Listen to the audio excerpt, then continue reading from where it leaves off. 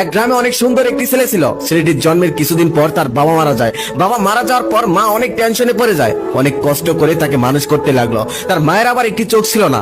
একটি চোখ না থাকলে মানুষকে সাধারণভাবে দেখতে একটু বিশ্রী লাগে। তবে ছেলেটা যখন ছোট ছিল তখন তার মাকে অনেক বেশি ভালোবাসতো। তবে যখনই আস্তে আস্তে একটু বড় হতে লাগলো আর মাকে ঘৃণা করতে লাগলো। একদিন তার মাকে সোজাসুজি বলে দিল, তুমি আর কখনোই আমাকে আনতে স্কুলে যাবে না।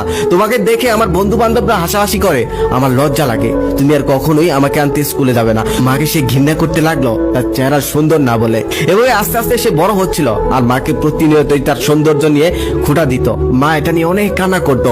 তবুও মা তাকে অনেক কষ্ট করে মানুষ করলো। লেখাপড়া শেষ করার পর সে একটা ভালো চাকরি পেল। চাকরি পাওয়ার পর সে একটা বিয়ে করলো। তবে বউটা বাড়িতে এসেই তাকে সোজাসুজি বলে দিল, তোমার মাকে ডাইনির মতো দেখতে লাগে। তুমি যদি তোমার মাকে বাড়ি থেকে না তাড়িয়ে দাও তাহলে আমি নিজেই চলে যাব। কি আর করার, বড় লোকের মেয়ে, তার কথা তো শুনতেই হবে। তারপর সে তার মাকে বাড়ি থেকে বের করে দিল।